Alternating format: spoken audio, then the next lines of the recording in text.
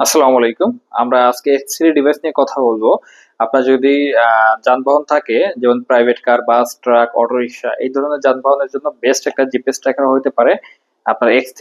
এটা ওয়ার্ল্ডের মধ্যে, টোটাল বিশ্বের মধ্যে 1 নম্বর পজিশন আছে এই ডিভাইসটা, এবং মোস্ট পাওয়ারফুল একটা ডিভাইস। সো আমরা দেখি ভিতরে কি কি পাবো।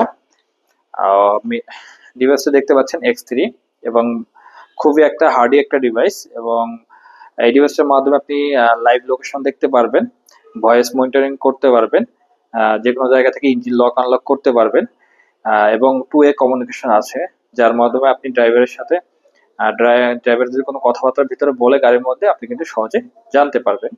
এবং এই ডিভাইসের সাথে থাকছে একটা কেবল পাচ্ছি আমরা, প্যাকেটের মধ্যে কেবল পাচ্ছি, এবং এই যে রিলে পাচ্ছি সাথে, এই রিলেটার মাধ্যমে 10 বোর্ড রিলে আপনারা দেখতে পাচ্ছেন, 10 বোর্ড রিলে, যার মাধ্যমে আপনি কিন্তু বিশ্বের যে কোনো প্রান্ত থেকে, কিন্তু ওয়ার্ল্ডের যে কোনো প্রান্ত থেকে আপনি ইঞ্জিনটা লক করে দিতে পারবেন এই 10 বোর্ড রিলের মাধ্যমে।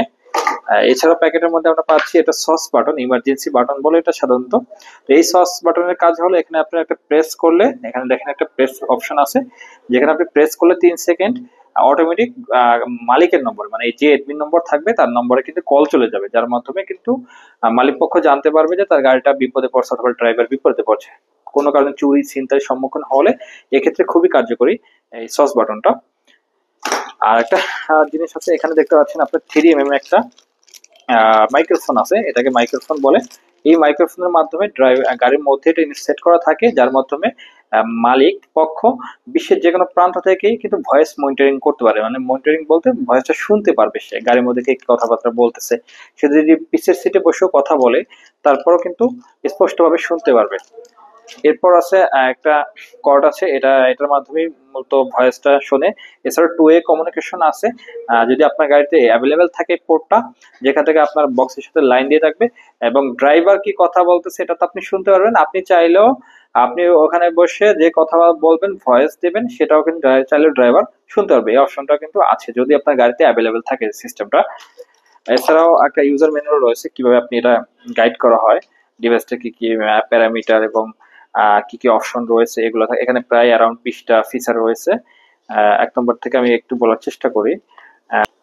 এখানে সস বাটন রয়েছে, যার মাধ্যমে মেইন ফার্স্ট ফাংশনের মধ্যে সস বাটনটা আমি আপনাদের দেখাইছিলাম, যেখানে সস বাটনটা, এই যে এসওএস বাটন, এখানে সস বাটনটা দেখেন, এসওএস বাটনটা এখানে রয়েছে, যার মাধ্যমে কিন্তু আপনি ড্রাইভার শুনতে পারবে, এবং এসএমএস পাবে, ফোন কল অপশন, 3টে অপশন আছে, এবং পাওয়ার কাট অফ অ্যালার্ম, যদি কেউ তার কেটে ফেলে আপনার ডিভাইসের গাড়ি থেকে, সেক্ষেত্রে আপনি অ্যালার্ম পাবেন। লো ব্যাটারি অ্যালার্ম, যদি গাড়ির ব্যাটারি ভোল্টেজ লো হয়ে যায়, সেক্ষেত্রে কিন্তু আপনি এই জিপিএসটা ইনস্টল করা থাকলে আপনার গাড়ির ব্যাটারি ভোল্টেজ কতটুকু আছে এটা আপনি জানতে পারবেন।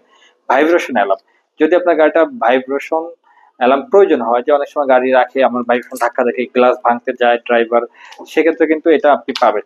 ভয়েস মনিটরিং, যার মাধ্যমে কিন্তু আপনি এখানে দেখেন ভয়েসের কেবলটা আছে, আমি পূর্বেই বলেছি, এই ভয়েস মনিটরিং করতে পারবেন, মানে শুনতে পারবেন, 3টা নম্বরে আপনি ভয়েস শুনতে পারবেন।